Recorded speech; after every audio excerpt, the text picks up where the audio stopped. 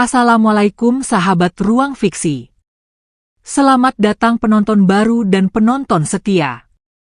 Bayangkan hidup sebagai gadis muda miskin yang setiap hari dihina, dikucilkan, bahkan diludahi hanya karena dianggap pembawa sial.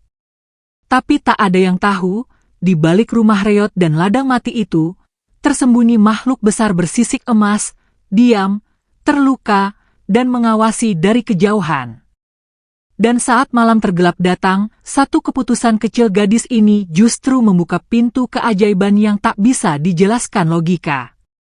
Namun sebelumnya bagi yang beragama Islam saya sarankan untuk menuliskan sholawat Nabi Muhammad agar kelak sholawat ini menjadi saksi untuk mendapat syafaat di akhirat. Like dan subscribe ke channel ini sangat membantu menyebarkan dakwah Islam dan menjadi amal jariah. Cerita dimulai dari sinilah, ketika rasa iba bertemu takdir yang menakjubkan. Di sebuah desa kecil yang terletak di kaki bukit dan jarang tersentuh dunia luar, tinggal seorang gadis muda bernama Naila.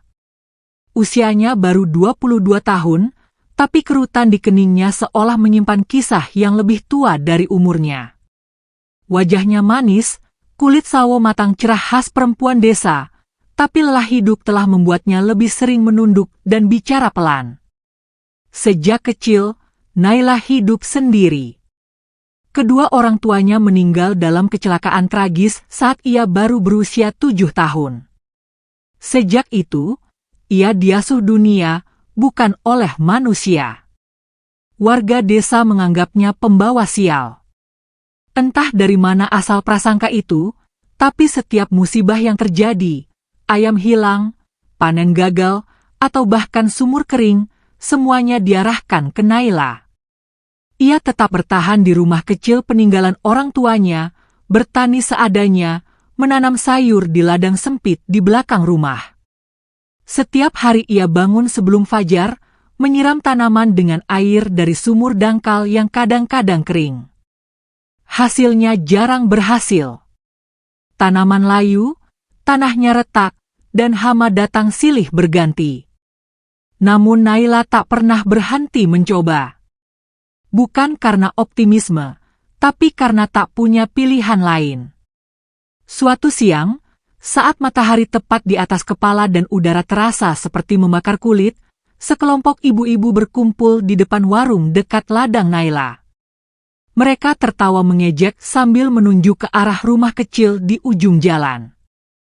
Pantas aja padi kita gagal terus, dia itu sumber sial.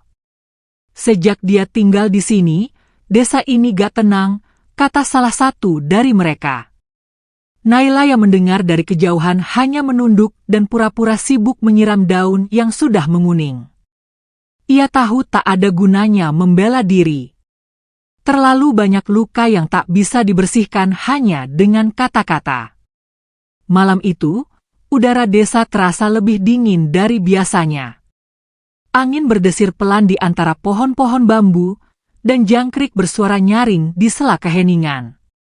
Naila duduk di tangga kayu rumahnya, memandangi langit malam yang penuh bintang. Di tangan kanannya, secangkir air hangat dari rebusan daun serai menggigil pelan. Allah, kalau memang aku harus hidup begini selamanya, aku pasrah. Tapi aku capek, bisiknya sambil menahan air mata. Tiba-tiba, dari arah ladang terdengar suara gaduh. Ranting patah, semak-semak tergeser, dan suara berat menyeret di atas tanah. Naila berdiri spontan. Jantungnya berdegup kencang. Malam terlalu gelap untuk melihat jelas, tapi ia tahu suara itu bukan angin. Siapa di sana?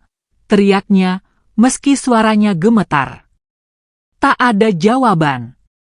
Hanya suara seretan terus mendekat. Naila masuk ke dalam rumah, mengambil lampu minyak kecil, lalu dengan langkah hati-hati, ia berjalan ke arah suara. Ia bukan gadis penakut, tapi malam itu berbeda. Langkahnya terhenti ketika ia melihat bayangan besar di ujung ladang. Tubuh panjang dan melingkar, dengan sisik yang memantulkan cahaya lampu. Seekor ular besar. sangat besar, dan terluka. Darah menetes dari sisinya. Sisik-sisik emasnya terlihat kusam dan tercabik di beberapa bagian. Naila ingin lari, ingin kembali ke rumah dan mengunci pintu. Tapi ada sesuatu dalam matanya, mata ular itu. Seperti ada kesedihan yang dalam. Bukan kebuasan. Naila berjongkok perlahan. Kamu luka ya, katanya pelan. Ular itu tidak bergerak. Hanya menatap. Dan disitulah, untuk pertama kalinya dalam hidupnya, Naila merasa tidak sendirian. Ia tahu risikonya. Seekor ular bisa saja menggigitnya dan membunuhnya seketika. Tapi hatinya seperti ditarik. Dengan gerakan pelan, ia membuka selendang tua dari pinggangnya dan mencoba membalut luka ular itu. Tubuh reptil itu berat dan dingin, tapi Naila tidak mundur.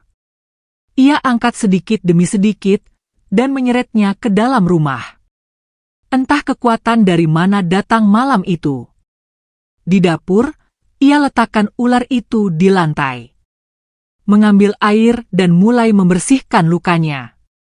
Tak ada ilmu, tak ada pengalaman, hanya naluri dan keberanian yang entah dari mana datangnya. Aku gak tahu kamu makan apa, tapi aku punya pisang, katanya sambil meletakkan seikat pisang di dekat kepala ular. Yang mengejutkan, ular itu memakan pisang itu perlahan. Naila terdiam. Kamu ini, ular vegetarian ya? Bisiknya, tersenyum kecil. Malam itu, ia tidur bersandar di dinding dapur. Di sudut ruangan, ular emas itu diam. Seolah ikut menjaga. Dan di luar sana, bintang-bintang terus bersinar. Tapi di dalam hati Naila, ada cahaya baru yang belum pernah ia rasakan sebelumnya. Fajar menyapu desa dengan warna jingga yang lembut. Embun masih menggantung di daun-daun, dan hawa pagi terasa basah dan tenang. Di dalam rumah kecil Naila, cahaya mentari mulai menyusup masuk dari celah-celah jendela bambu. Ia menggeliat pelan dari sudut dapur, tubuhnya pegal setelah semalaman tidur tanpa alas, bersandar pada dinding kayu yang dingin. Ia langsung menoleh ke sisi ruangan tempat ia meletakkan ular besar malam tadi. Kosong. Tidak ada tubuh panjang bersisik emas itu. Hanya lantai kayu yang basah bekas darah dan sedikit tanah lembab dari ladang. Naila terlonjak bangun, panik.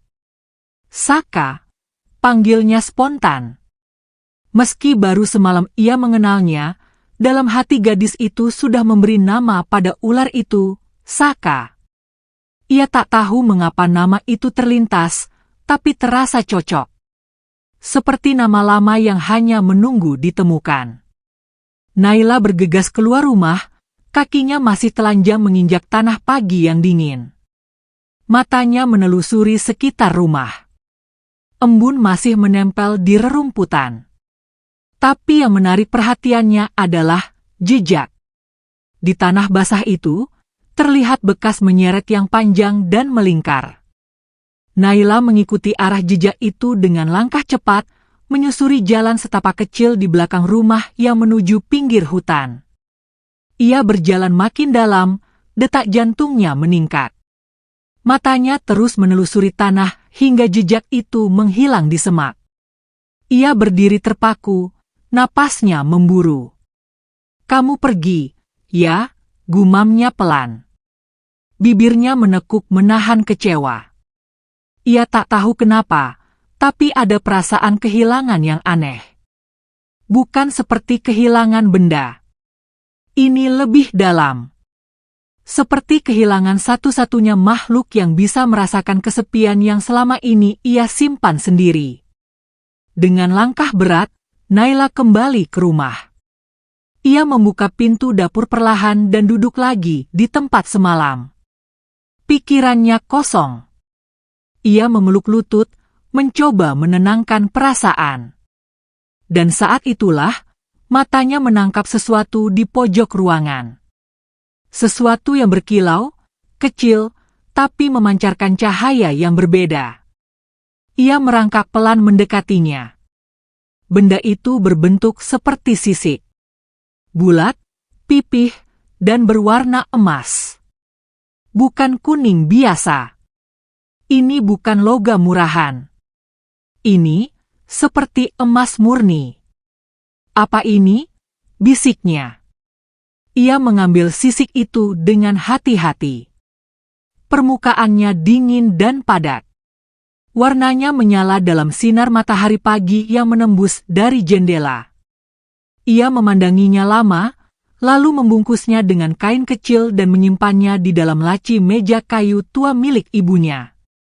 Benda itu terlalu aneh untuk dibuang.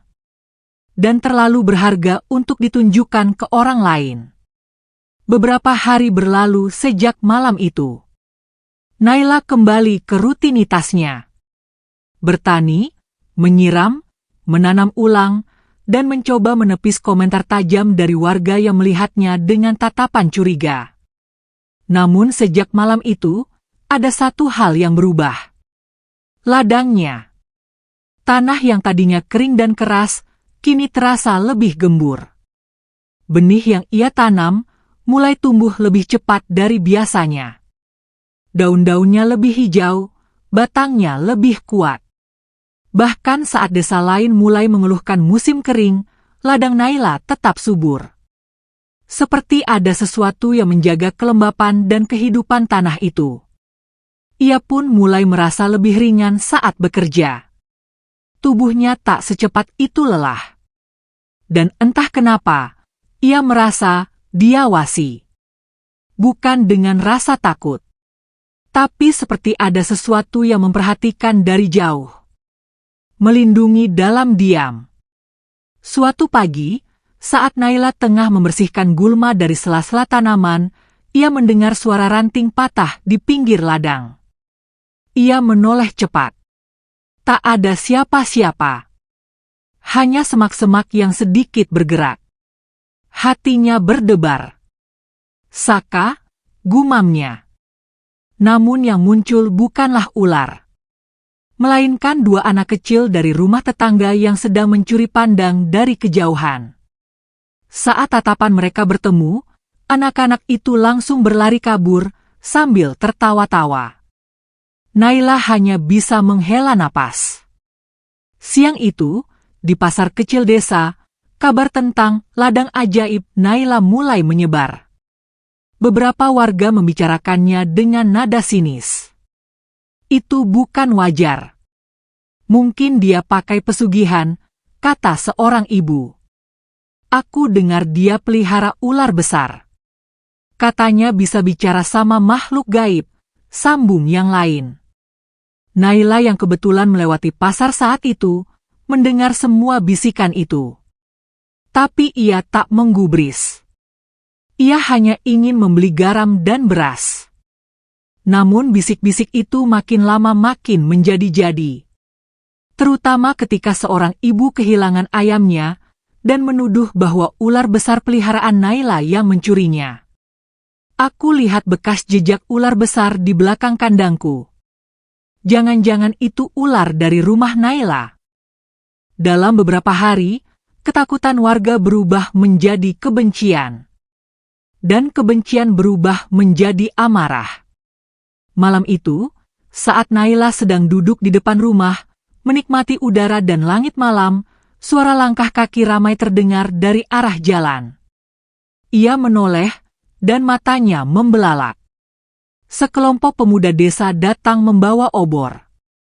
Wajah mereka tegang. Tangan mereka menggenggam parang dan tongkat. Naila berdiri cepat.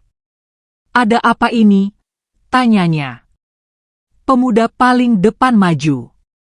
Kami mau tanya, ular emas itu masih ada di rumahmu? Dia sudah pergi, jawab Naila cepat.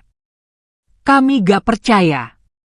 Kalau kamu gak tunjukkan di mana dia, kami akan geledah rumahmu. Kalian gak punya hak, bentaknya. Tapi suara Naila tenggelam dalam sorak dan amarah. Ular itu berbahaya. Dia bisa membunuh anak-anak. Kalau kamu gak keluarkan dia, kami akan bakar rumah ini. Kalian gila. Dia gak pernah sakiti siapapun. Saat itu, mata Naila berair. Ia mundur 1 langkah. Di balik rumah, dari balik pohon mangga, sebuah bayangan besar terlihat bergerak. Perlahan, tubuh panjang dan bersinar muncul dari kegelapan. Saka. Ia datang. Matanya biru, tajam, dan bersinar di malam gelap. Tubuh besarnya merayap pelan dan berdiri tepat di samping Naila. Warga desa terdiam. Obor mereka bergetar. Kaki mereka mundur. Tidak ada satupun yang berani bergerak. Naila berdiri tegak, menggenggam ujung baju tuanya yang berkibar tertiup angin malam. Dia tidak akan menyakiti kalian, katanya pelan, tapi tegas. Dia datang karena aku pernah menyelamatkannya. Bukan untuk membalas, tapi untuk menjaga. Tak ada yang berani menjawab. Hanya suara jangkrik yang terdengar di sela napas mereka yang memburu. Dan di saat itulah, tubuh Saka mulai melingkar, mengelilingi Naila perlahan. Bukan untuk menyerang, tapi seperti memeluk. Memberi isyarat bahwa gadis itu adalah bagian dari dirinya. Bahwa siapapun yang ingin menyakitinya akan berhadapan dengan dirinya. Malam itu, tanpa satu kata pun, para pemuda perlahan pergi. Langkah mereka tergesa. Tak satu pun berani menoleh ke belakang. Dan saat semua sudah pergi, Naila jatuh berlutut. Tangannya memeluk tubuh Saka yang dingin. Air matanya mengalir diam-diam. Terima kasih, aku kira kamu benar-benar pergi, bisiknya. Ular itu hanya diam. Tapi dalam diam itu, ada bahasa yang hanya Naila yang bisa mengerti. Sejak malam itu, banyak hal berubah. Bukan hanya dalam diri Naila, tapi juga pada tanah yang ia pijak. Ladangnya yang dulu penuh batu dan tanah retak kini menjadi lembut, subur, dan selalu lembab meski hujan belum turun. Setiap benih yang ia tanam tumbuh cepat, seolah diberkahi oleh tangan-tangan gaib. Daun-daun bayam, kangkung, dan sawi tumbuh hijau mengilat. Batang-batang padi mulai menguning, lebih awal dari biasanya. Penduduk desa yang dulu menghindarinya kini mulai mendekat, diam-diam ingin tahu rahasianya. Tapi Naila tetap tenang, menjawab setiap pertanyaan dengan sabar, meski ia menyembunyikan satu hal besar. Ia telah bertemu dengan penjaga hutan dalam wujud ular emas bernama Sultan, yang menampakkan diri hanya kepadanya. Suatu pagi, saat Naila sedang mencabut rumput liar di pinggir ladang, matanya menangkap sesuatu yang mencolok di antara gumpalan tanah. Benda kecil, bulat, dan memantulkan sinar matahari pagi. Ia jongkok dan menggali pelan dengan ujung jari. Emas. Sebutir serpihan emas, seperti sisik sultan, tapi ini bukan satu. Naila terus menggali, dan semakin dalam, semakin banyak serpihan itu. Puluhan. Bahkan ratusan. Ya Allah, ini dari mana semua ini? Bisiknya pelan. Ia segera mengambil kain tua dari keranjang panen dan membungkus serpihan emas itu hati-hati. Ia tidak langsung menyimpannya. Pikirannya kacau. Emas sebanyak ini bisa mengubah hidup siapa saja. Tapi bukan itu yang membuatnya gelisah. Kenapa emas ini muncul sekarang? Apakah ini ujian? Atau jebakan? Naila mengunci pintu rumah dan duduk termenung di dalam, menatap bungkusan emas di atas meja.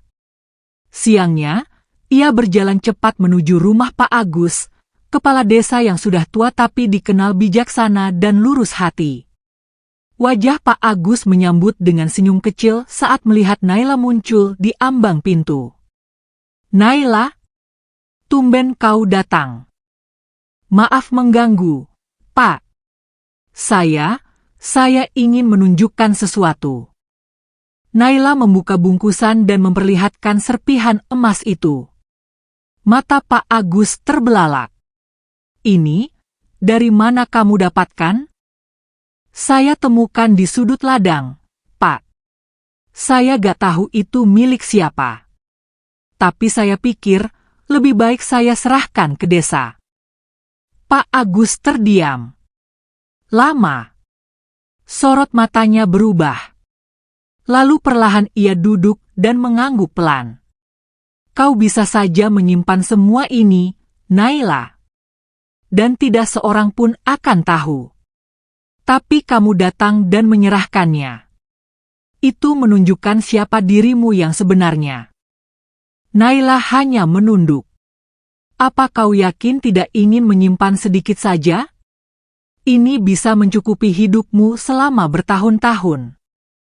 Naila menggeleng. "Saya sudah cukup dengan apa yang saya punya. Saya cuma takut kalau ini ujian dari Allah." Pak Agus tersenyum. "Kau memang berbeda, Nak." Kabar tentang emas itu menyebar dengan cepat, seperti api di musim kemarau. Dan seperti yang bisa ditebak, desas-desus kembali muncul. "Pantas ladangnya subur terus, rupanya ada emas di sana," kata seorang lelaki di warung kopi.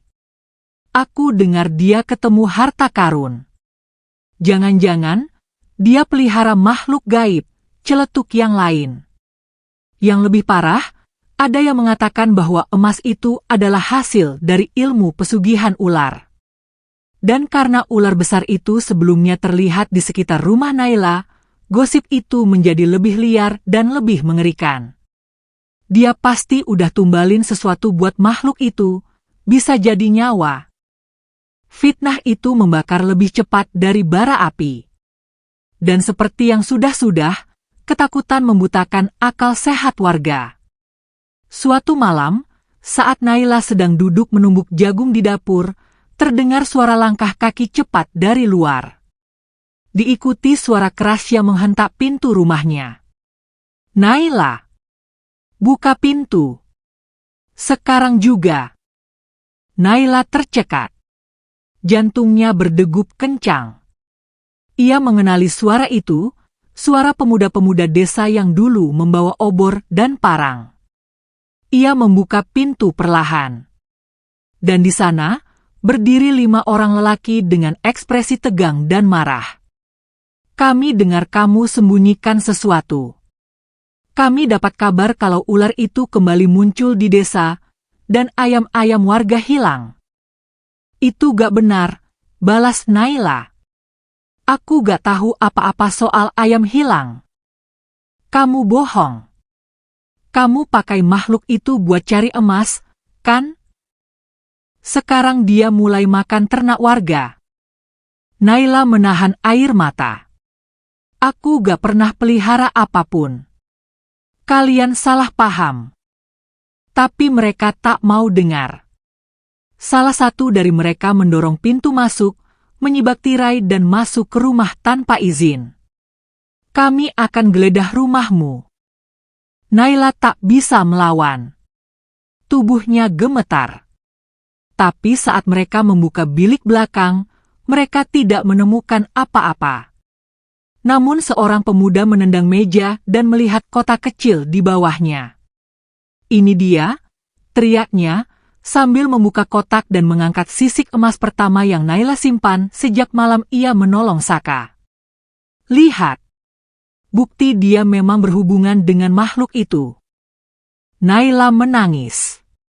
Itu bukan milik siapapun, itu ditinggalkan." "Cukup. Mulai malam ini, kamu gak boleh tinggal di desa ini lagi. Kamu bawa sial. Kamu pelihara ular setan. Kamu harus diusir." Teriakan itu menyatu dalam malam yang mencekam. Dan sebelum ia sempat menjelaskan apapun, Naila diusir. Ia diarak keluar dari rumah. Tubuhnya gemetar, kakinya telanjang, hanya membawa satu kain selimut yang ia peluk erat di dada.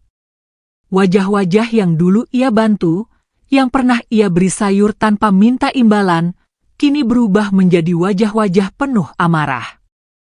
Dan dalam satu malam, semua yang ia bangun hancur. Di bawah langit gelap dan bintang yang bisu, Naila berjalan menjauh dari desanya. Langkahnya goyah. Tubuhnya lemah. Namun di ujung jalan tanah itu, di antara pepohonan bambu, terdengar suara desisan panjang. Ia menoleh. Dan di sana, dalam bayangan, mata biru itu kembali menatapnya. Angin malam menusuk kulit Naila saat ia berjalan tertatih meninggalkan desa yang telah mengusirnya. Suara cemoohan dan makian masih terngiang di telinganya, menggema seperti palu yang memukul pelipis. Wajah-wajah yang dulu ia bantu, tangan-tangan yang dulu ia tolong berdiri, kini menjadi gerombolan yang mengusirnya seakan dirinya tak lebih dari kutukan yang harus dibuang. Selimut lusuh yang ia peluk menjadi satu-satunya penghangat malam itu. Ia tak tahu akan kemana. Ladangnya kini telah dikuasai warga. Rumah kecil warisan orang tuanya mungkin sudah dirusak. Dunia tempatnya tumbuh, menolaknya. Dan di sanalah ia berdiri. Di batas desa dan hutan, di bawah langit kelam yang tak ada bintang. Kaki-kakinya gemetar, bukan karena dingin, tapi karena hati yang runtuh. Namun ketika ia hendak melangkah lagi ke dalam hutan gelap, sesuatu membuatnya menoleh. Dua bola mata biru terang memandangi dari balik semak. Naila terdiam. Air matanya langsung pecah, jatuh begitu saja tanpa suara. "Saka," bisiknya parau. Ular emas itu melata perlahan mendekatinya. Tubuhnya besar, tenang, dan bersinar samar di tengah kegelapan. Tanpa suara, ia mengitari tubuh Naila, bukan untuk mengikat, bukan untuk menyerang, tapi seperti memeluk dengan sisiknya. Naila jatuh berlutut, menangis sesenggukan. "Mereka usir aku, mereka kira aku bawa sial."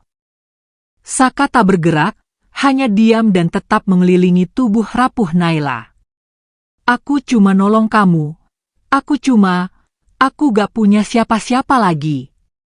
Tiba-tiba, langit menggelap lebih pekat. Awan bergerak cepat menutupi bulan. Udara terasa berat, dan tanah bergemuruh ringan. Naila mengangkat wajahnya. Suara dari dalam dirinya, suara yang pernah ia dengar di altar batu, kembali muncul. Suara Sultan. Ketika manusia menolak terang, maka kegelapan akan menunjukkan wajahnya. Naila menatap ke depan, dan di sana, dalam remang hutan, cahaya kecil muncul di kejauhan. Seperti api unggun, tapi lebih tinggi, bergerak cepat. "Apa itu?" gumamnya. Saka mengangkat kepala, mengarah ke cahaya itu. Dan dalam sekejap, mereka melihatnya, sekelompok warga desa dengan obor dan parang, kembali datang. Kali ini bukan hanya 5 atau 6 orang. Mereka datang dengan puluhan. Naila menegang. Napasnya memburu. "Mereka mencari aku." Suara keras terdengar dari kejauhan. "Dia pasti sembunyi di hutan. Cari. Bakar semua yang ada di jalur. Kalau perlu, bakar hutannya." Naila menggenggam erat selimutnya. Tubuhnya tak henti gemetar. Saka mendekat dan menyentuhkan sisi tubuhnya ke punggung Naila, mengalirkan kehangatan aneh ke dalam tubuhnya. "Aku gak bisa lari, mereka terlalu banyak." Namun Saka menatapnya tajam. Perlahan, ia bergerak menuju arah rombongan warga. Tubuhnya membesar, lebih besar dari sebelumnya. Sisik-sisik emas di tubuhnya mulai bersinar terang, seperti bara api yang menyala. Naila menahan napas. Dan dalam satu gerakan melingkar, Saka mengibaskan ekornya ke tanah. Suara gemuruh menggelegar.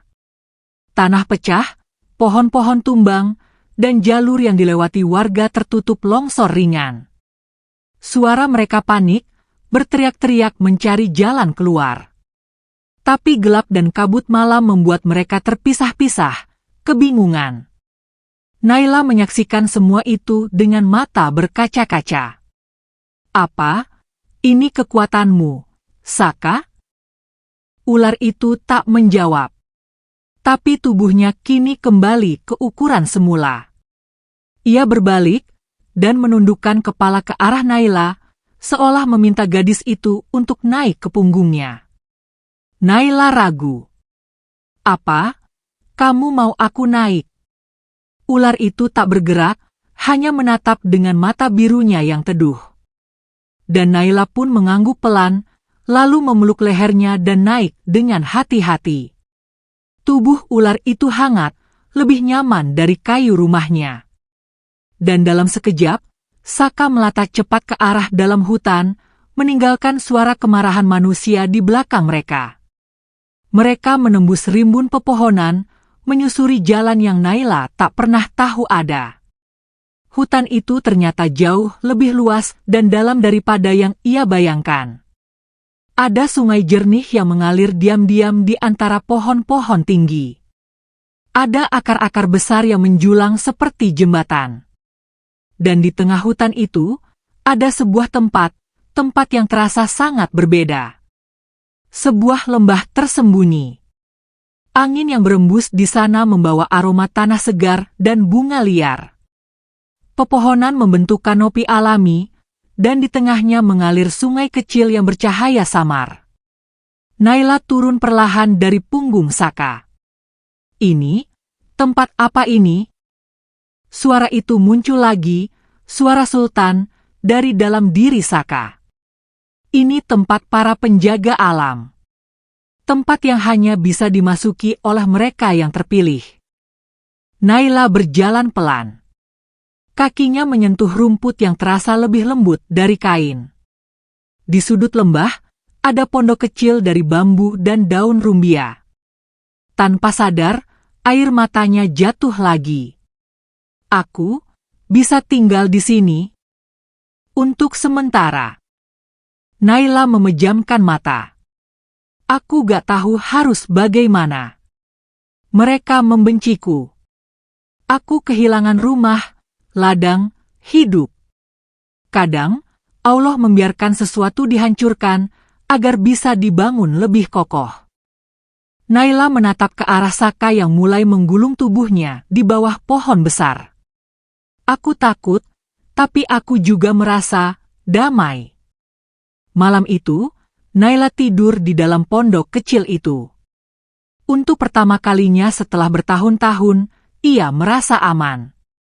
Dan saat ia membuka mata keesokan paginya, sinar mentari menari di daun-daun dan suara burung bernyanyi menyambut pagi. Di luar pondok, Saka masih terlelap dan di depan pintu, ada tumpukan buah-buahan segar dan tanaman akar yang tak ia tanam. Naila terdiam. Tempat itu hidup. Seperti menjaganya. Namun dalam benaknya, satu suara tak bisa hilang. Ini belum akhir. Ini baru awal. Hari-hari Naila di lembah tersembunyi itu mengalir seperti mimpi. Setiap pagi, ia bangun dengan embun yang masih menggantung di ujung daun, disambut sinar matahari yang menari lembut melalui celah-celah dedaunan hutan. Suara sungai kecil menjadi pengantar doa-doanya, dan bunga liar yang mekar bergantian seakan memahami ketenangan yang ia butuhkan. Pondok kecil tempat ia tinggal dibangun rapi dari batang bambu dan atap daun rumbia. Di sekelilingnya tumbuh tanaman-tanaman liar yang ternyata bisa dimakan, umbi hutan, sayuran kecil, dan dedaunan yang harum. Setiap hari, tanpa diminta, makanan segar muncul di depan pondok. Tidak ada suara, tidak ada wujud yang memberinya secara langsung, hanya tanda bahwa alam tahu keberadaannya dan ingin ia bertahan. Saka selalu berada tidak jauh dari pondok. Tubuhnya besar dan tenang, kadang menggulung di bawah akar pohon besar, kadang melatap pelan menyusuri tepian sungai. Namun sejak malam ia membawa Naila ke sini, ia tidak bicara lagi. Tak ada suara dari dalam seperti sebelumnya, tak ada cahaya dari mata birunya. Hanya kehadirannya menjaga, diam dan kokoh.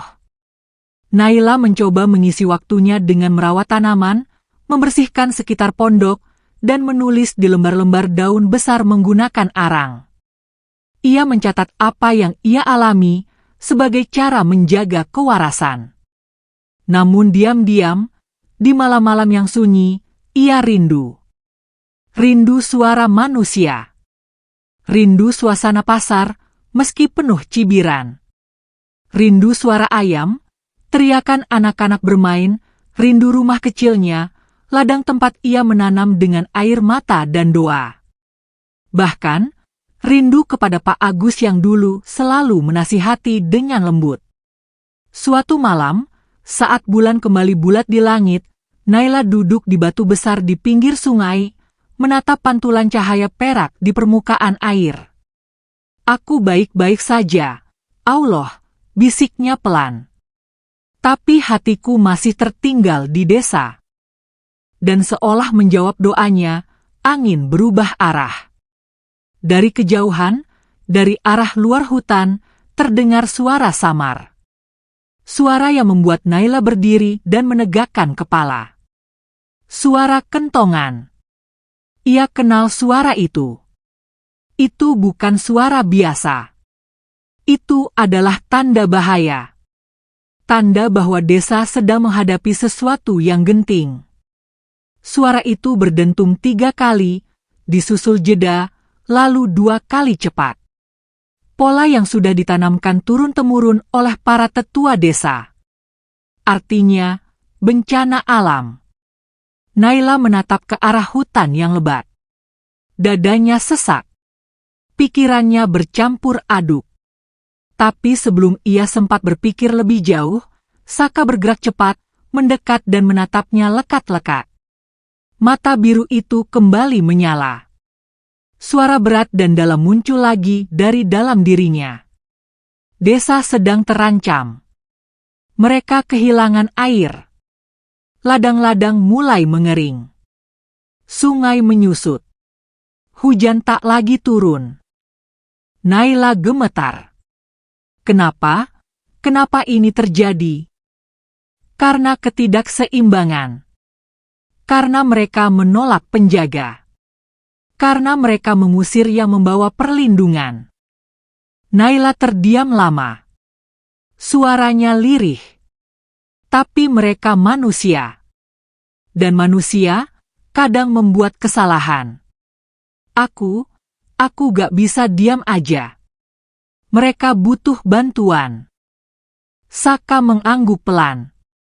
Maka pergilah. Tapi ingat, kau tidak kembali sebagai korban. Kau kembali sebagai penjaga. Naila memejamkan mata. Hatinya bergetar. Ia tahu keputusan ini bukan hanya tentang dirinya, tapi tentang tanah yang sudah lama ia cintai, meski tanah itu pernah membuangnya. Pagi harinya, sebelum mentari naik tinggi, Naila meninggalkan lembah. Ia berjalan kaki, dipandu Saka, melewati jalur-jalur yang tak pernah ia tahu. Dan ketika akhirnya ia keluar dari hutan, desa itu terlihat dari kejauhan. Berubah. Pohon-pohon di pinggir desa layu. Sungai yang dulu deras kini menjadi aliran kecil yang keruh. Ladang-ladang menghitam, retak, dan kosong. Rumah-rumah tampak sunyi. Beberapa orang duduk lesu di pinggir jalan, menatap tanah seperti kehilangan harapan. Naila masuk ke desa tanpa suara. Dan saat beberapa warga melihat sosoknya, mereka membeku. Sebagian berbisik, Sebagian menunduk. Tak ada yang berani mendekat. Namun tiba-tiba, suara tua yang familiar memanggil.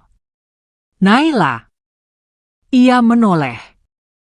Pak Agus berjalan tergopoh ke arahnya, matanya berkaca-kaca. Allah, kamu kembali. Naila hanya tersenyum kecil. Aku dengar desa sedang kekeringan, Pak. Pak Agus mengangguk lemah. Air tak turun. Kami sudah melakukan segalanya. Bahkan memanggil dukun dari luar desa. Tapi tetap tidak ada hujan. Naila menunduk. Kalian menolak penjaga. Dan sekarang, Allah menolak kalian.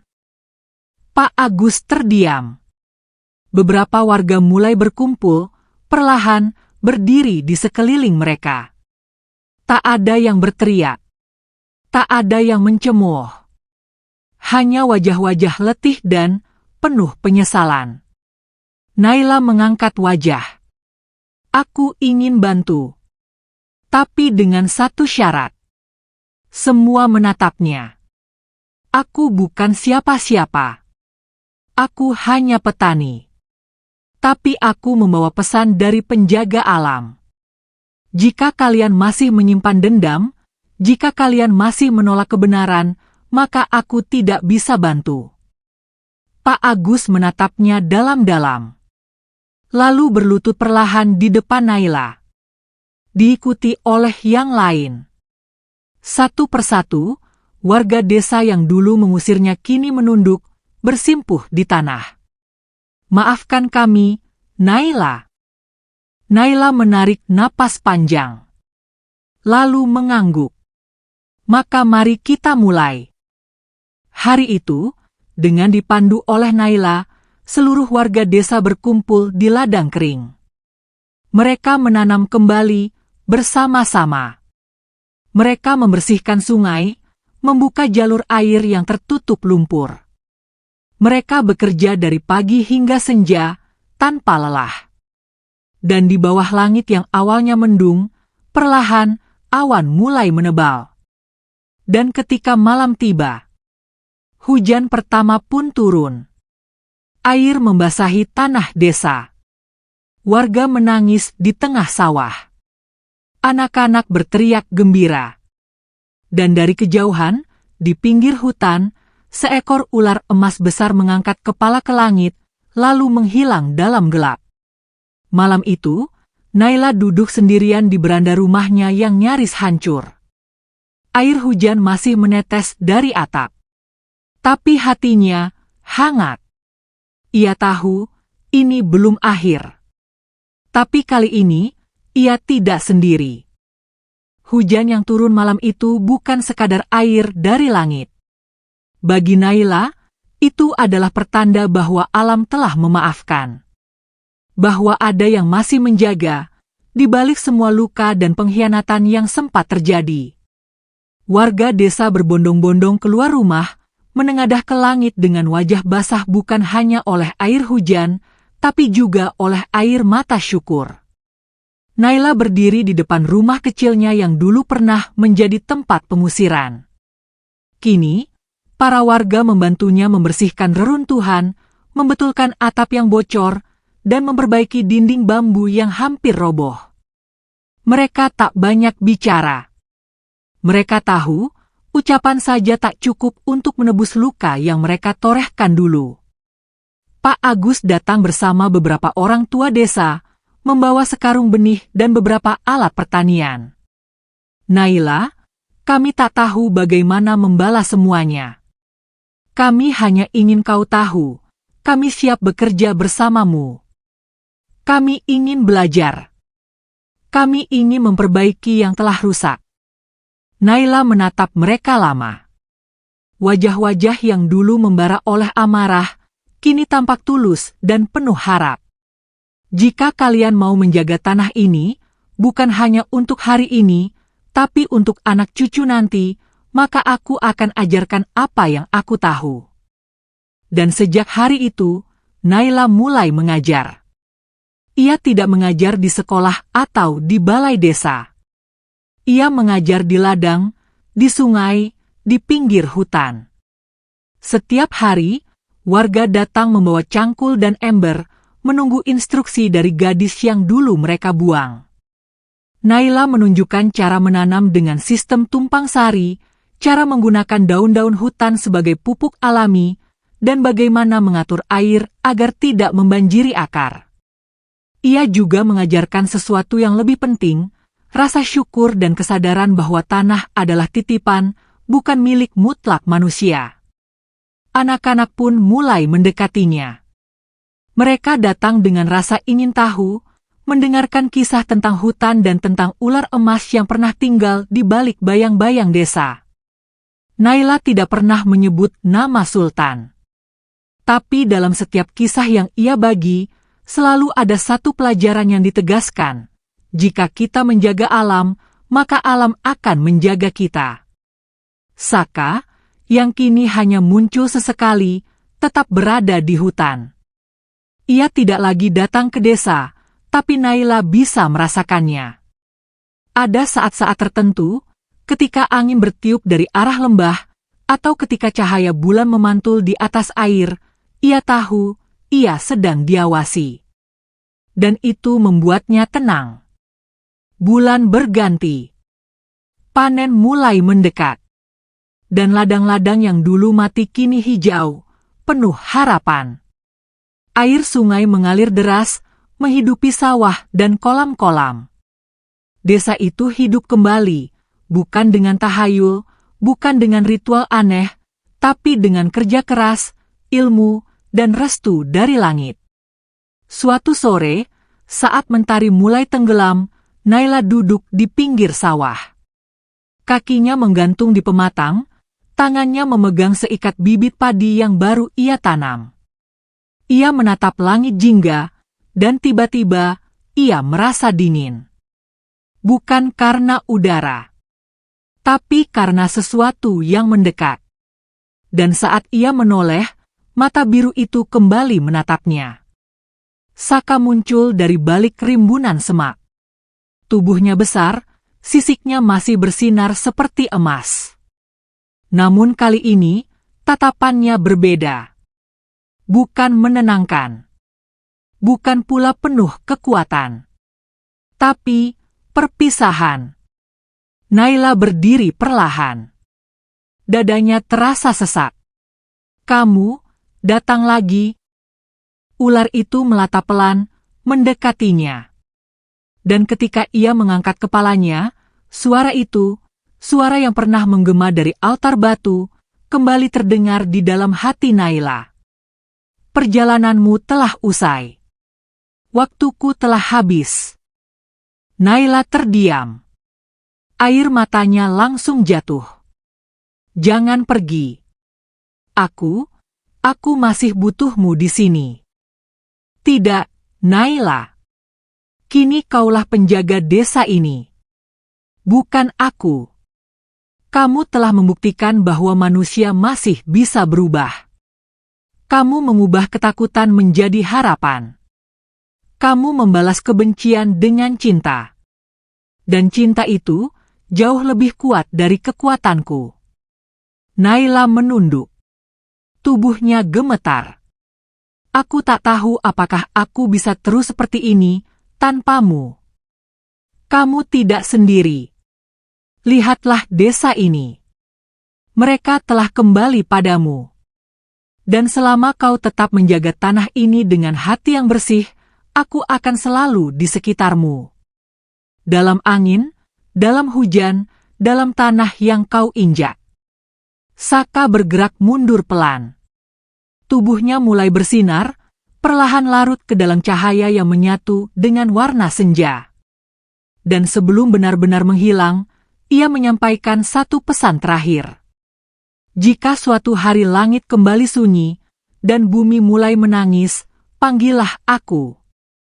Dengan namamu. Aku akan mendengarnya. Naila menahan isak. Aku janji, aku akan jaga tempat ini. Dan di sanalah, di tengah pematang, di antara bulir padi yang mulai tumbuh, ular emas itu menghilang untuk terakhir kalinya. Hari-hari setelah itu, Naila menjadi sosok yang dihormati. Bukan karena kekayaan, bukan karena kekuatan, tapi karena ketulusan dan keberanian. Ia menanam bukan hanya benih, tapi juga harapan. Ia merawat bukan hanya tanaman, tapi juga hati dan jiwa warga. Desa itu tumbuh. Rumah-rumah diperbaiki. Anak-anak kembali sekolah.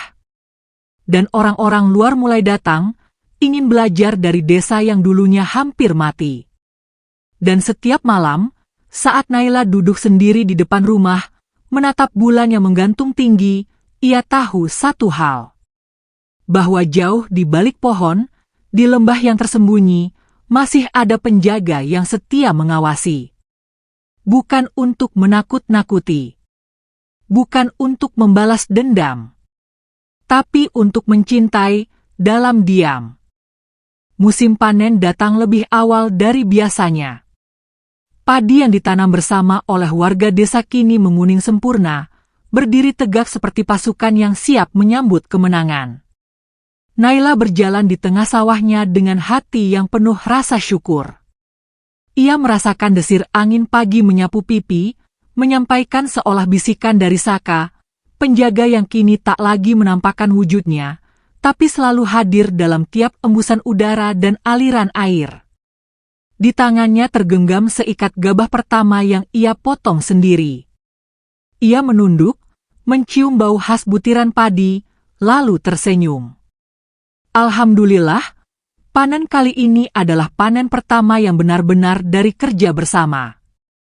Para warga bergotong royong. Tak ada lagi perbedaan antara yang dulu membenci dan yang dulu dibenci. Semua saling membantu. Tak ada yang merasa lebih tinggi. Naila kini dipanggil dengan hormat, tapi ia tetap menolak disebut pemimpin. Aku hanya petani, katanya berulang-ulang. Namun semua tahu, tanpa kehadiran dan keteladanan Naila, desa itu mungkin sudah lama tenggelam dalam kekeringan dan perpecahan. Namun ketika semuanya tampak berjalan damai dan harmonis, sesuatu datang dari masa lalu. Pada suatu siang, ketika matahari bersinar terik dan para warga sedang menjemur hasil panen, terdengar suara keributan dari arah jalan utama desa. Beberapa anak kecil berlari ke arah rumah Naila sambil berteriak. "Kak Naila! Ada orang asing datang. Banyak. Mereka bawa senjata." Naila terlonjak.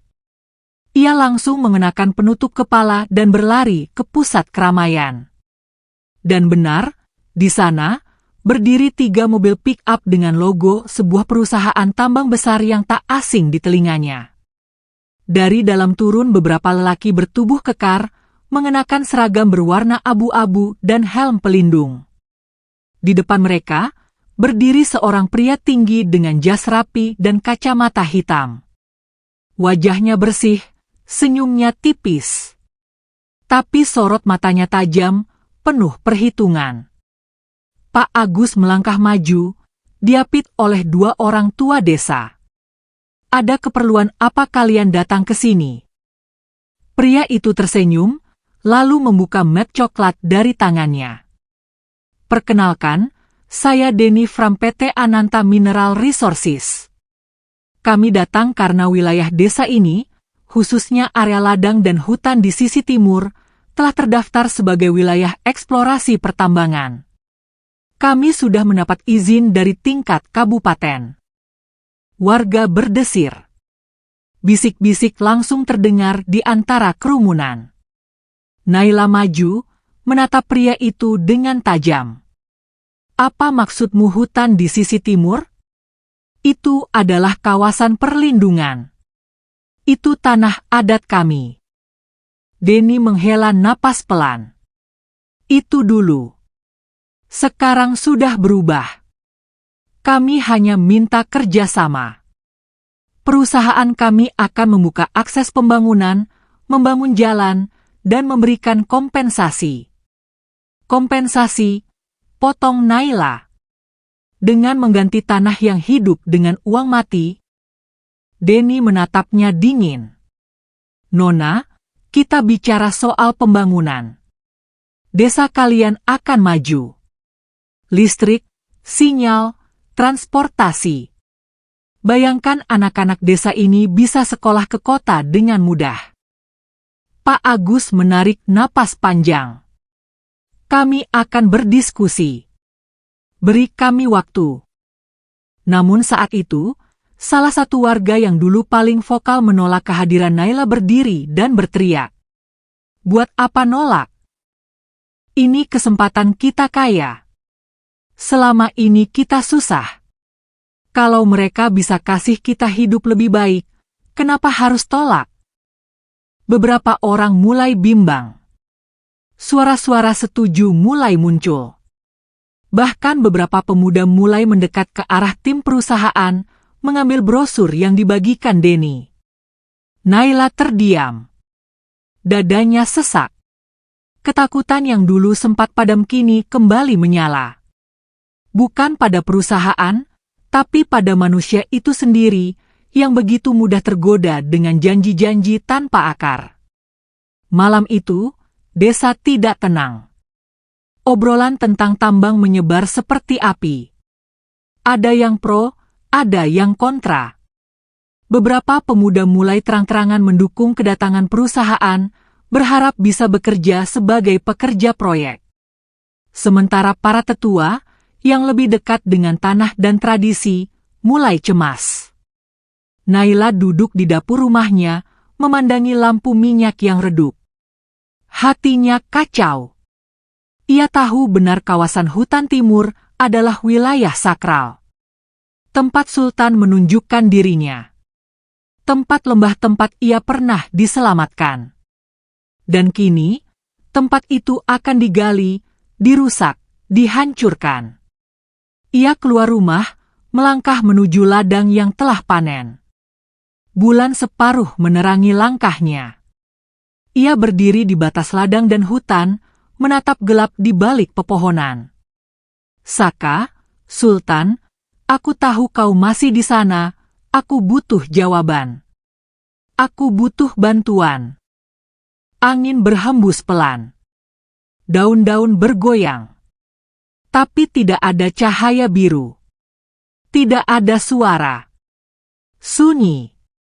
Naila menunduk, air mata jatuh perlahan. Jangan diam, aku gak tahu harus bagaimana. Dan tiba-tiba, dari balik semak terdengar suara ranting patah. Naila menoleh cepat. Dan di sana, dalam bayang, berdiri seekor burung hantu putih. Tubuhnya kecil, tapi matanya bulat dan bersinar. Ia menatap Naila dalam-dalam, lalu terbang cepat ke arah hutan timur. Naila langsung mengikuti. Ia tahu ini bukan kebetulan. Burung itu menuntunnya ke dalam hutan, melewati jalanan sempit, sampai ke sebuah tempat yang sangat ia kenal. Tempat yang dulu menjadi lembah tersembunyi. Tapi kini, lembah itu sepi. Tidak ada cahaya. Tidak ada aliran air. Tanahnya retak. Naila melangkah gemetar.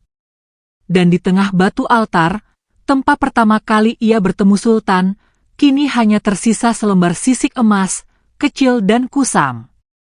Ia memungut sisik itu. Dan saat tangannya menyentuh permukaan logam dingin itu, suara itu muncul lagi. Semua akan kembali diuji. Bukan oleh makhluk asing, tapi oleh manusia itu sendiri. Kini waktunya bukan lagi aku yang menjaga, tapi kamu. Jagalah dengan cinta, bukan amarah. Bimbing dengan kesadaran, bukan kekerasan. Naila menggenggam sisik itu erat. Ia tahu, pertempuran berikutnya tidak akan semudah melawan prasangka. Karena kali ini, yang datang adalah kekuasaan, uang, dan keserakahan. Dan ia, seorang gadis muda petani miskin, akan berdiri di hadapan semuanya, dengan cinta dan keberanian yang tumbuh dari luka. Pagi itu, desa terasa berbeda. Udara yang biasa segar kini terasa berat. Burung-burung tidak bernyanyi seperti biasanya. Embun di daun tampak mengering lebih cepat dari hari-hari sebelumnya. Para warga sibuk di jalan utama, berkumpul di depan balai desa tempat tim dari perusahaan tambang kembali datang untuk mengadakan pertemuan resmi. Di antara kerumunan, Naila berdiri diam, menyatu dengan bayang-bayang warga lainnya. Ia mengenakan kain coklat tua, rambutnya dikepang rapi ke belakang, dan di tangannya tergenggam kuat sisik emas yang ia temukan kembali dari altar batu. Sisik itu bukan sekadar simbol. Itu adalah peringatan, sekaligus kekuatan terakhir yang ia miliki untuk menjaga tanah yang selama ini ia cintai lebih dari dirinya sendiri. Dalam balai desa yang dipenuhi warga dan perwakilan perusahaan, Denny kembali berdiri di depan, mempresentasikan rencana pertambangan dengan suara lantang dan bahasa manis. Kami akan membuka akses jalan baru dari timur, mendirikan pusat pemrosesan, dan memberi kompensasi kepada setiap kepala keluarga yang wilayahnya terdampak. Selain itu, akan ada beasiswa untuk anak-anak desa, pelatihan kerja, dan kontribusi rutin bagi pembangunan masjid serta fasilitas umum. Tepuk tangan terdengar dari sebagian warga. Mata mereka berbinar dengan imajinasi kekayaan dan kenyamanan yang dijanjikan. Namun Naila tetap berdiri. Diam. Mendengarkan dengan hati yang bergetar. Lalu saat Denny mulai menutup presentasinya dengan kalimat, "Mari kita bangun masa depan bersama," Naila melangkah maju ke tengah ruangan. Semua menoleh. Ruangan mendadak hening. "Bolehkah saya bicara?" Suaranya pelan tapi tegas. Pak Agus mengangguk. Denny menatapnya dengan senyum tipis, namun matanya menyimpan kekhawatiran. Naila berdiri di tengah ruangan, mengangkat sisik emas di tangannya. Kalian mungkin mengira ini hanya logam. Tapi ini adalah serpihan tubuh dari penjaga alam yang selama ini tak kalian lihat, namun kalian rasakan. Dia menjaga hujan tetap turun. Dia membuat ladang kita subur kembali. Dan dia memilih untuk tak muncul lagi. Karena kita sudah diberi akal dan hati. Ia menatap seluruh ruangan, perlahan. Sekarang kalian akan menukar semua itu dengan uang. Dengan jalan aspal. Dengan janji-janji yang kalian belum tahu akan ditepati atau tidak. Beberapa pemuda tertawa kecil di belakang. Ah, ini cuma dongeng. Naila tidak mengacuhkan mereka.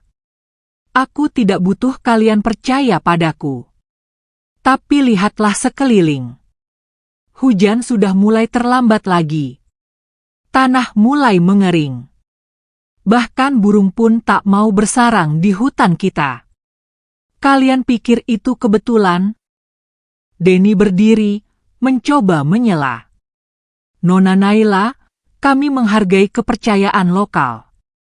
Tapi kita hidup di era modern. Kita tidak bisa menolak kemajuan hanya karena ketakutan yang tidak berdasar. Naila menoleh pelan. Kemajuan apa yang menghancurkan akarmu sendiri? Kalian datang menawarkan emas, tapi kalian tidak tahu bahwa di bawah tanah ini ada kehidupan yang tak boleh disentuh. Pak Agus berdiri. Wajahnya tegang, tapi penuh keteguhan. Cukup. Naila benar. Saya pernah salah dulu. Tapi saya tidak akan salah dua kali. Kita tidak akan menyerahkan hutan kita. Tidak untuk tambang. Tidak untuk siapapun. Tepuk tangan pecah, kali ini dari sisi warga yang sadar. Suara mereka lebih jujur, walau lebih sedikit. Namun cukup untuk membuat ruang itu terguncang. Denny menggenggam mapnya kuat. Wajahnya berubah dingin. Kalau begitu, kami anggap desa ini tidak kooperatif. Kami akan melanjutkan proses sesuai dengan jalur hukum. Kami punya izin tingkat kabupaten. Dan jika perlu, kami akan turunkan alat berat tanpa persetujuan desa. Suasana memanas. Pemuda-pemuda mulai bersuara lantang. Suara pecah, keributan nyaris meledak. Tapi di tengah semua itu, bumi bergetar pelan. Semua hening seketika. Lantai balai desa bergetar ringan. Gelas-gelas bergetar di meja. Anak-anak menangis. Suara genteng rumah bergemeretak. Naila menatap keluar. Awan hitam pekat menggulung cepat dari arah hutan timur. Ini bukan gempa biasa, gumam Pak Agus. Dan saat suara keras seperti auman datang dari balik hutan, semua orang keluar dari balai desa, berlarian menuju jalanan. Di kejauhan, di batas hutan dan ladang, muncul semburan asap hitam dari dalam tanah. Pohon-pohon tumbang. Air sungai memancar seperti terluka. Dan di tengah semuanya, seekor ular emas raksasa berdiri, mengangkat kepalanya ke langit. Saka. Ia kembali. Tapi kali ini, mata birunya tak lagi tenang. Ia menatap desa dari kejauhan, tubuhnya bergetar. Sisik-sisik emasnya seperti meleleh oleh panas dalam bumi. Naila berdiri paling depan. Tubuhnya lunglai melihat pemandangan itu. Warga berteriak, lari. Denny dan tim perusahaannya membeku. Sebagian jatuh terduduk. Suara auman kedua terdengar, kali ini lebih keras, mengguncang hati siapapun yang mendengarnya. Naila berlari ke arah Saka, melawan angin dan debu. Saka! Hentikan! Mereka sudah tahu kesalahan mereka. Jangan balas! Ular itu menatapnya. Matanya tak menyala. Tapi tubuhnya mulai melatap pelan, menuju desa. Naila jatuh berlutut. Ini salahku, aku gak cukup kuat untuk menjaga semuanya. Dan saat itu, suara dari dalam hati terdengar lagi. Jika kamu ingin aku berhenti, maka beri aku alasan untuk percaya pada manusia. Naila menoleh ke arah warga yang kini berkerumun di belakangnya, gemetar, takut. Ia berdiri perlahan. Tubuhnya kotor oleh debu. Suaranya parau tapi lantang. Lihat dia. Lihat penjaga yang kalian tolak. Bukan karena dia jahat. Tapi karena kalian lupa. Lupa bahwa tanah ini hidup. Dan kalian tak pernah minta izin sebelum rusaknya. Warga menunduk. Banyak yang menangis. Beberapa jatuh berlutut. Bahkan para pemuda yang awalnya mengejek kini meneteskan air mata. Dan di sanalah, satu demi satu, warga desa menyentuhkan tangannya ke tanah. Mencium bumi yang mereka lupakan. Maafkan kami, suara mereka lirih. Dan perlahan, ular emas itu berhenti. Tubuhnya tak lagi bergetar. Mata birunya menyala lembut. Ia mengangkat kepalanya, lalu berputar, kembali ke arah hutan. Dan sebelum menghilang, satu sisik besar berwarna biru jatuh ke tanah, berkilau seperti bintang pagi. Naila memungutnya. Memeluknya erat. Ia tahu, ini belum akhir. Tapi kali ini, mereka punya awal yang baru. Setelah malam itu, desa tidak lagi sama. Angin yang dulu membawa kabar buruk kini terasa menenangkan. Sungai yang sempat menyusut perlahan mengalir kembali. Tanah yang sempat mengering kini basah oleh hujan yang datang secara teratur. Dan langit, yang beberapa bulan terakhir ditutupi awan kelabu penuh pertanda murka, kembali bersih, terbuka, memantulkan bintang-bintang seperti mata para penjaga dari langit. Warga desa berkumpul di balai adat 2 hari setelah kejadian itu. Tak ada satupun yang berani menyebut nama ular emas secara lantang.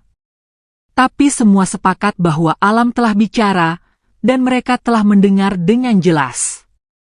Pak Agus membuka pertemuan dengan suara pelan namun mantap. Kita semua melihat sendiri. Apa yang dulu kita anggap dongeng, ternyata nyata. Apa yang kita hina, justru menyelamatkan kita. Semua kepala tertunduk. Naila duduk di pojok ruangan, mengenakan kain hitam polos, wajahnya masih menyimpan bekas lelah dan ketegangan. Di pangkuannya, sisik biru besar yang ditinggalkan Saka bersinar redup, seolah menjadi pengingat abadi akan kekuatan yang tersembunyi di balik kesunyian alam. Kita perlu membuat keputusan besar hari ini, lanjut Pak Agus. Apa yang akan kita lakukan dengan hutan timur? Perusahaan tambang sudah mundur. Tapi akan ada banyak lagi yang datang. Kalau kita tidak kuat, kita akan diuji terus.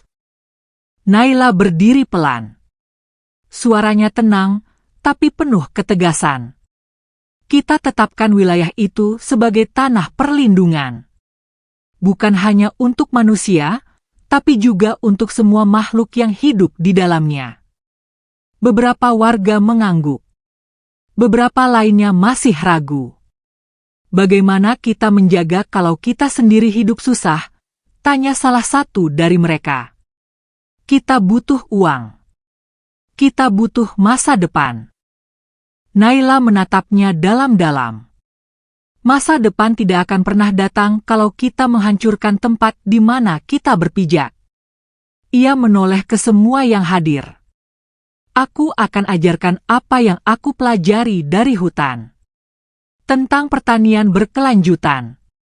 Tentang tanaman hutan yang bisa dijadikan obat dan makanan. Tentang pupuk alami, air bersih, dan tanah yang subur. Kita tidak butuh emas dari perut bumi, karena kita punya emas di permukaan tanah, kalau kita tahu caranya. Dan hari itu, disepakati. Wilayah hutan timur ditetapkan sebagai kawasan adat yang dilindungi. Tidak boleh dibuka, dijual, atau disentuh tanpa musyawarah bersama. Dan sebagai bentuk penghormatan, di tengah hutan itu didirikan tugu kayu sederhana, dengan ukiran sisik ular melingkar, dan sebuah batu datar di bawahnya. Di sana ditanam sisik emas dan biru peninggalan Saka, ditutup dengan tanah dan doa. Di bagian depan batu itu diukir satu kalimat. Jika manusia menjaga tanah, maka tanah akan menjaga manusia. Hari-hari berlalu. Naila tidak lagi dipandang sebelah mata. Ia menjadi penjaga bumi dalam arti yang sebenarnya. Bukan karena kekuatan mistis, tapi karena ketulusan yang tak pernah padam. Anak-anak datang ke rumahnya setiap sore, duduk di halaman sambil mendengarkan kisah tentang hutan dan tanah. Naila tak pernah membesar-besarkan perannya. Ia hanya menyampaikan bahwa semua ini terjadi karena kasih sayang, bukan karena keajaiban semata. Kalau kalian ingin jadi kuat, katanya pada suatu hari, jadilah manusia yang tahu caranya meminta maaf kepada bumi. Para pemuda yang dulu sempat tergoda janji tambang kini bekerja bersama Naila di kebun desa. Mereka belajar membuat pupuk kompos, menanam dengan pola rotasi, dan membangun sistem irigasi alami dari bambu. Perlahan, hasil panen meningkat. Desa menjadi mandiri. Bahkan mulai dikenal desa-desa lain yang datang untuk belajar dan mengambil contoh. Suatu hari, datang utusan dari pemerintah kabupaten. Mereka menawarkan program pengembangan desa berbasis ekowisata. Biasanya, tawaran semacam ini akan disambut dengan antusiasme besar. Tapi Naila, mewakili seluruh warga, menjawab dengan lembut tapi tegas. Kami tidak butuh orang datang untuk melihat. Kami ingin orang datang untuk belajar, untuk hidup bersama alam, bukan menaklukkannya. Dan itulah awal dari sekolah alam desa Saka, dinamai berdasarkan ular emas yang kini menjadi legenda hidup. Di sekolah itu, anak-anak belajar membaca dari daun kering, berhitung dengan biji-bijian, dan menggambar di tanah. Tapi mereka juga belajar mengenal aroma pohon, mendengar suara air, dan memahami isyarat angin. Setiap bulan, pada malam purnama, seluruh warga desa berkumpul di tugu tengah hutan. Mereka duduk melingkar, membawa makanan dari hasil panen sendiri. Tak ada doa-doa aneh. Hanya ucapan syukur dan kenangan akan masa-masa gelap yang pernah mereka lewati. Dan di antara bayang pohon-pohon tinggi, kadang, samar, sepasang mata biru terlihat menatap dari kejauhan. Naila selalu melihatnya pertama kali. Dan ia tahu, meski tubuh itu tak lagi muncul, penjaga itu masih ada. Bukan untuk menakut-nakuti, tapi untuk mengingatkan bahwa manusia dan alam adalah satu. Tahun demi tahun berlalu. Naila menjadi tua. Rambutnya memutih, matanya mulai rabun. Tapi langkahnya masih kuat, dan suaranya tetap lembut. Ia tak pernah menikah, tak pernah meninggalkan desa. Hatinya tertambat pada tanah, pada akar-akarnya, pada hembusan angin yang mengingatkan akan cinta yang tak bersyarat. Suatu malam, ia duduk di beranda rumah, menatap langit penuh bintang. Bulan purnama menggantung tenang. Suara jangkrik berdendang. Dan dari kejauhan, terdengar denting bambu tertiup angin, ritme lama yang pernah ia dengar di malam-malam penuh luka dan harap. Di tangannya tergenggam biji padi. Bukan emas. Bukan uang. Tapi biji kehidupan. Ia mengepalkan tangan, menatap ke arah hutan yang masih utuh berdiri. Terima kasih, Sultan. Dan malam itu, ia tertidur di kursi kayunya, berselimutkan angin, ditemani nyanyian tanah.